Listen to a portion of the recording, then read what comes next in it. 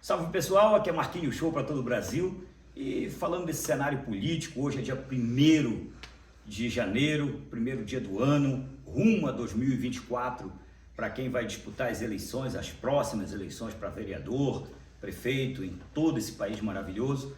E claro, hoje é dia da posse também do novo presidente e tem muita coisa legal para a gente falar aqui nesse bate-papo. Eu preparei alguns tópicos aqui interessantes para a gente poder falar a respeito desse ano todo, do que vai acontecer até 2024. Né? Então a gente tem aí, e não tem como falar do futuro para 2024 se não falar das eleições de 2022, porque uma eleição sempre vai ser reflexo da outra. Né? E 2022 foi uma eleição assim, marcada por muito, vamos dizer assim, por muita briga, muita teoria da conspiração, que é que um dos assuntos do qual eu vou falar aqui também. Enfim, eu preparei alguns tópicos aqui que a gente vai falar sobre a validade das urnas eletrônicas, vamos falar sobre o futuro e a teoria da conspiração, vamos falar sobre Lula, né? O Lula que foi solto, por que ele foi solto, segundo a teoria da conspiração, que ela explica um pouco sobre isso. Vamos falar sobre a Janja, interessante também a história. Vamos falar sobre o plano final realizado. Então são 5 tópicos para a gente falar aqui, nesse bate-papo bem rapidinho, nesse dia 1º, para você que gosta de política. Então vamos começar. Primeiro vamos falar da validade das urnas eletrônicas. Né? A eleição de 2022, todo mundo sabe que eu sou, para quem não me conhece, na verdade, eu sou neurocientista, mestre em neuromarketing, especialista em marketing político e na boa, eu não acredito que as urnas eletrônicas foram fraudadas. E essa teoria da conspiração, essa teoria, eu também não acredito. Claro, até um elevador, que é o meio de transporte mais seguro, é um dos meios de transporte mais seguro, ele também às vezes ele falha, às vezes tem queda, às vezes ele cai, às vezes ele quebra, ele para.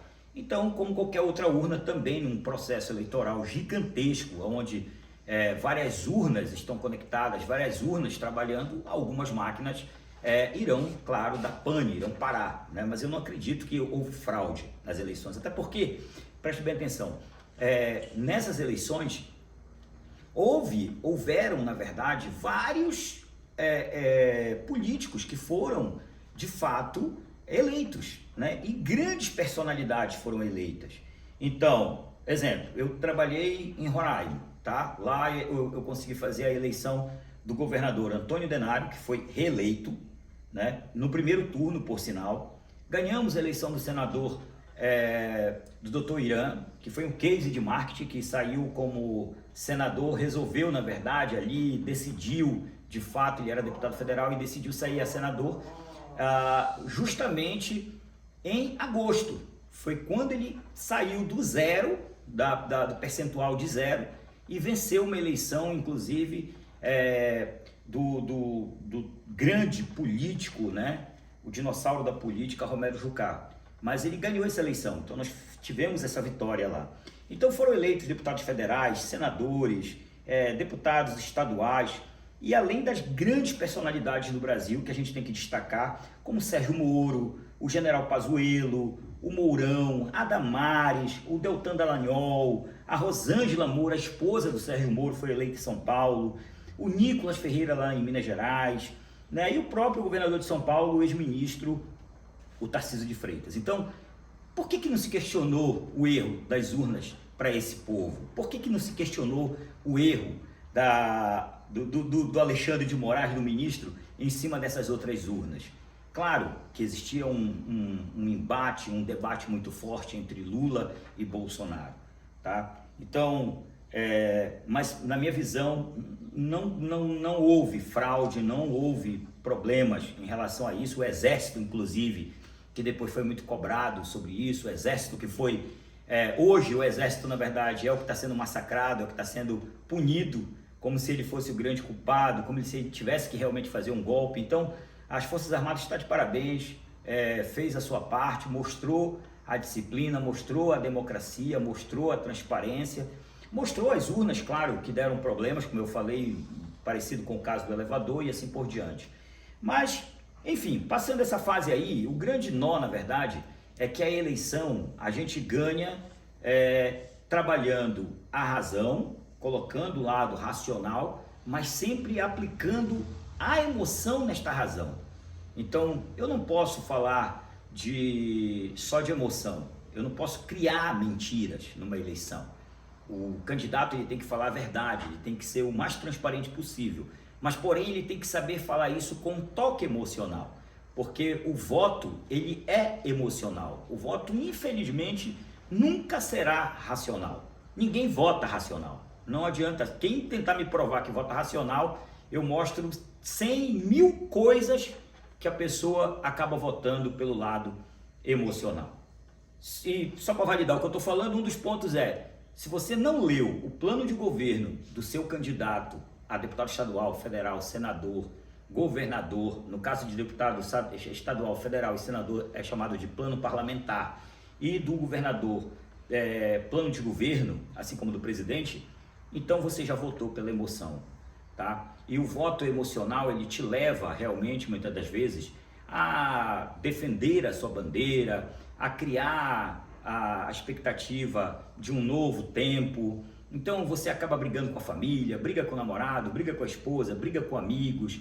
Aquela roda de domingo na casa que todo mundo fazia para se reunir, para conversar, já não acontece mais no período eleitoral, porque todo mundo é impactado emocionalmente pela política. Mas aí a gente passa mais para frente e a gente vai falar sobre o futuro, tá? E dentro do futuro, voltando um pouco atrás, falando ainda do voto da emoção, eu acho que a campanha do Bolsonaro, houve um erro muito grande de estratégia, tá? Falando isso como um especialista em marketing político, porque ele tinha sim muita coisa para mostrar, tinha muito trabalho para ser defendido, mas foi usado muita razão nas campanhas eleitorais da televisão, que é o principal instrumento para conquistar o voto, né? A televisão e o rádio. E eles não, na verdade, não é que eles não souberam usar, eles souberam colocar muita razão.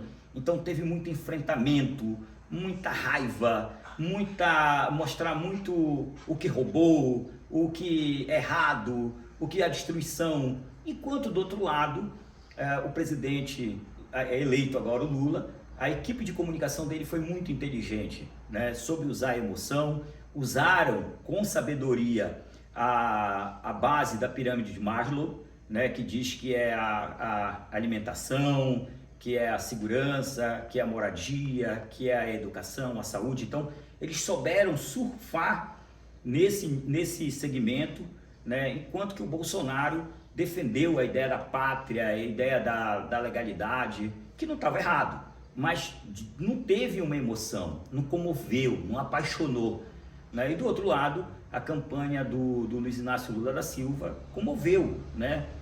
Inspirou, surpreendeu, apaixonou os seus eleitores e ganhou os votos dos indecisos para as eleições.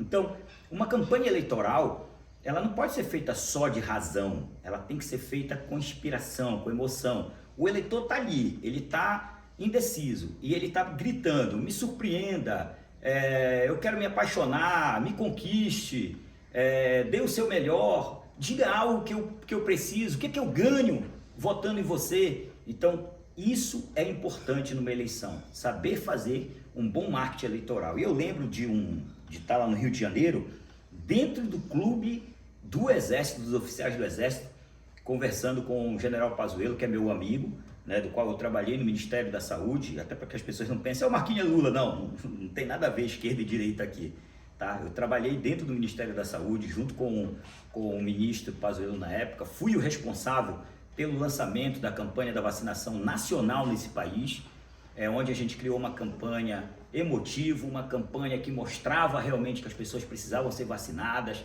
uma campanha que chamou atenção para a questão da Covid, a questão da higiene, né, de lavar as mãos, de usar o álcool, de usar máscara. Então, tudo isso, quando eu estive na frente da comunicação ali, junto com o General Pazuello no Ministério da Saúde, nós fizemos um trabalho belíssimo lá. E aí, conversando com o Pazuello, eu disse para ele, o Pazuello me perguntou: Marquinhos, na tua experiência, você acha que existe uma possibilidade do Lula vencer essa eleição realmente no voto? E aí eu falei para ele: sim, isso vai acontecer, porque o Lula vai ter um tempo de televisão no segundo turno igual ao do Bolsonaro. Os dois terão tempos iguais. E aí, nesse segundo turno, vai vencer aquele que souber emocionar mais o povo. Aquele que souber usar da emoção, aquele que chorar no programa eleitoral, aquele que souber tocar o coração daqueles indecisos. Esse vai ganhar a eleição, independente se Lula ou Bolsonaro. Mas quem souber usar este poder da comunicação, do marketing emotivo, do marketing de experiência, terá sucesso. Isso eu falei para ele lá atrás e aí acabou se consolidando. Bom, mas aí vem o futuro, né? Que aí a gente acaba entrando no futuro da conspiração. E falar em futuro da conspiração, tem um livro que eu até recomendo para todo mundo ler, que é muito legal, que é Os Engenheiros do Caos, do italiano chamado Giuliano da Empoli, que é um livro muito legal realmente. Ele fala sobre fake news, fala sobre teoria da conspiração, os algoritmos, ele fala sobre o ódio, o medo, o influenciador nas eleições, os influencers digitais, né, jornais, televisões, como é que tudo isso se comporta no meio político. Então é um livro muito legal e baseado na teoria da conspiração, de tudo que eu venho escutando, de tudo que eu venho conversando com as pessoas. Eu trouxe alguns tópicos dessa teoria da conspiração que é interessante a gente falar nesse momento da política. E um desses assuntos interessantes da teoria da conspiração fala do sonho do Geraldo Alckmin em ser presidente. O Alckmin, ele sempre sonhou em ser presidente, tá? O Alckmin é um grande governador, no meu ponto de vista, um grande profissional político, um mestre realmente na ciência política, fez grandes obras aqui em São Paulo, mas o sonho dele sempre foi realmente ser presidente. Foi derrotado, todo mundo sabe disso, inclusive pelo Lula, né? Foi derrotado e o sonho dele era ser presidente da República. E não tinha como Geraldo Alckmin vencer uma eleição do Bolsonaro, tá? Na verdade, não tinha nenhum candidato nesse país, nem o próprio Sérgio Moro, que também é um grande amigo meu, do qual eu admiro, também ganharia a eleição do presidente Bolsonaro. Não teria essa possibilidade alguma. Então aí surge a teoria da conspiração, que por trás de tudo isso, uma mente brilhante pensou numa forma de vencer a eleição do Bolsonaro nas urnas, de disputar de fato uma eleição, até porque, como eu falei para vocês, eu não acredito na fraude, até porque essa eleição foi a eleição mais vigiada que teve de todos os tempos e de todos os países, na verdade. Foi uma das eleições mais vigiadas que teve. Foram essas agora de 2022. E o Geraldo Alckmin, segundo a teoria da conspiração, ele fez um grande projeto político, um grande plano político, né? Então ele fez o seguinte: vamos tirar a única pessoa capaz de vencer o Bolsonaro nas eleições, limpa, chamado Lula. Mas Lula condenado, Lula cheio de processo, Lula respondendo processos, a mídia internacional, o vexame que ele passou como preso e assim por diante. Venceria uma eleição? Claro, com todo o apoio político, os partidos contra Bolsonaro, os partidos que não fizeram acordo com Bolsonaro, então todo um complô contra o presidente faria sim uma disputa eleitoral acirrada. E foi o que aconteceu. Alckmin, segundo a teoria da conspiração, conseguiu realmente reunir grandes políticos, conseguiu reunir sim uma base muito forte eleitoral, inclusive a teoria da conspiração fala o judiciário no meio também, e conseguiram dar a tal liberdade para Lula. E Lula, uma vez saindo às ruas, voltando ao que eu chamo os engenheiros do caos, que fala aqui sobre o populismo, né? Era o único que tinha o populismo igual ao populismo do Bolsonaro, que por sinal é um grande líder político, né? Disputou essas eleições e tiraram os processos, não é que tiraram os processos, anularam os processos do Lula, deixando ele elegível para disputar as eleições de 2022, né? E Lula, claro, venceu as eleições, ganhou as eleições do segundo turno. Claro que alguns gostaram, outros não gostaram, o Brasil dividido, um país em crise política muito forte, e aí segue a teoria do caos.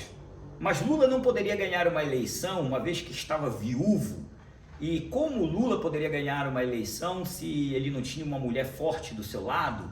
Como que ele não teria essa presença feminina, né? Mesmo sendo um viúvo e a sua esposa, claro, fez um excelente trabalho quando foi primeira-dama.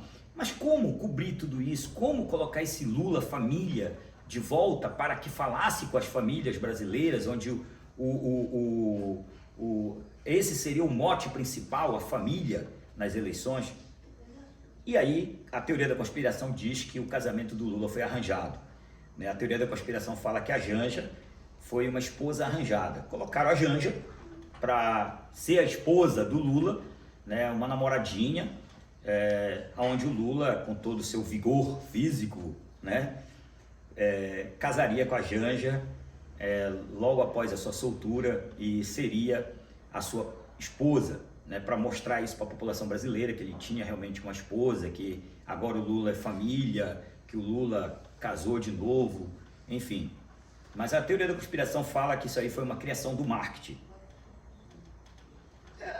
A gente sabe que no marketing político, quem trabalha com marketing político, cria realmente alguns fatos, cria algumas situações para conquistar o eleitor, para ganhar o eleitor, né? Então, mas aí, pelo um lado, a teoria da conspiração fala isso, que a Janja foi colocada ali, não como a paixão do Lula, não como o amor da vida do Lula, mas um casamento arranjado para que ele pudesse ter uma esposa e ter a primeira-dama. E eu desejo para ela sorte, sucesso, que ela faça realmente, aproveite aí o melhor momento, se for realmente isso, aproveite esse melhor momento aí como primeira-dama, que faça muito, inclusive, pela juventude.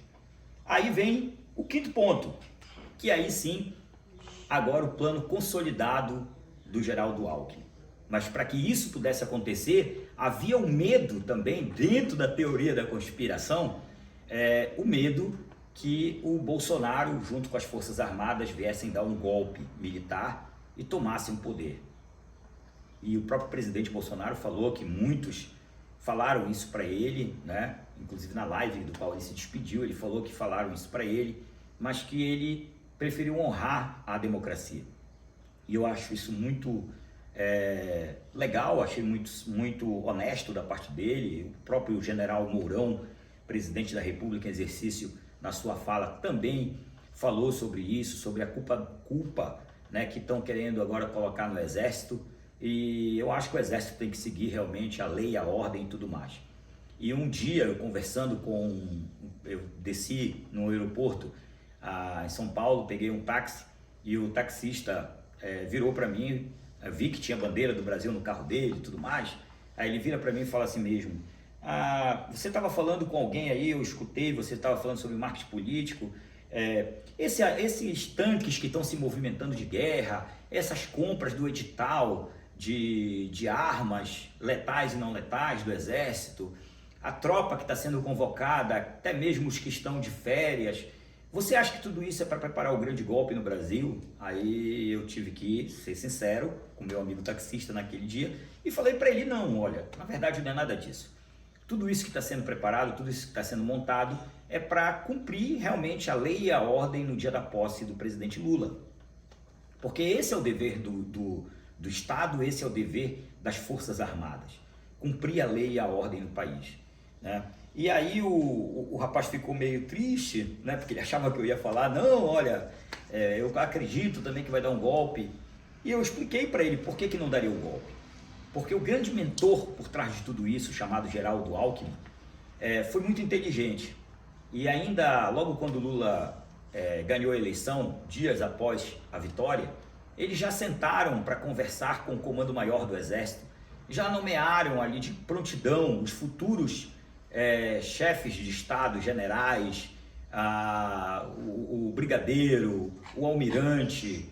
Então já montaram ali já o esqueleto do que seria a forma de trabalhar dentro do Exército. E aí o Exército neste momento se divide, porque os que eram Bolsonaro defendendo a ideia do patriotismo da pátria, e de outro lado os que aceitaram o convite do presidente Lula e até os que trabalharam com o presidente Lula nas eleições, nos governos passados, de Lula, Dilma e assim por diante. Então, o exército dividido, muito inteligente, Geraldo Alckmin, mais uma vez, a teoria da conspiração coloca ele como a chave mestre de tudo isso, né? Então ele já chegou lá, desarmou a bomba e fez ali um conflito, ou seja, uma divisão. Agora o exército agora não assume mais essa frente. As pessoas, infelizmente, na frente dos quartéis, cantando o hino nacional, defendendo a bandeira, e assim por diante, né? Mas que sabia que na verdade não daria em nada. Aí entra um outro ponto, aí após tudo isso, Lula hoje, dia 1º de janeiro de 2023, assume como presidente da República. Estou gravando esse vídeo, são pontualmente aqui 1h28 aqui em São Paulo, em São José do Rio Preto. Às 15 horas ele assume a presidência do Brasil de fato e de direito. E aí sim, o Brasil passa agora para um outro rumo, né? Passa a andar em outro rumo. Mas olha só o mais interessante de tudo isso. Sabe o que é? É que nesse país, até chegar 2024, muita coisa vai acontecer. Muita coisa diferente realmente vai acontecer e muita coisa que a gente vai esperar. A teoria da conspiração diz que o grande plano de Geraldo Alckmin acontecerá antes da metade de 2024, que é quando Lula foi solto num acordo político de Geraldo Alckmin para que até 2024 deixe esse poder, e aí sim Geraldo Alckmin vai consolidar o seu plano e vai assumir a presidência do Brasil, seu tão sonhado, né, desejo de ser presidente desse país. E aí o plano dele será consolidado. Lula terá aí alguma coisa para criar, vai inventar alguma coisa, vai precisar sair, e esse foi o preço da troca, a liberdade do Lula pela presidência do Brasil para Geraldo Alckmin. Então até 2024 nós teremos muitas emoções entre teoria da conspiração, o que é verdade, o que será fake news e o que será fato. Então eu convido você para me acompanhar nessa jornada aqui no meu canal. Convido você para acompanhar no meu Instagram, no meu TikTok, no Facebook, no YouTube, enfim, a gente vai poder falar muito. Vou fazer um curso de marketing político e acredite vocês, vai vir aí o curso Viver de Marketing Político. Uma nova fase da sua vida, uma experiência para quem gosta dessa emoção de trabalhar nesse mundo fantástico e fascinante do marketing político. Um grande beijo e que 2023 seja de grande felicidade. Sucesso para todo mundo!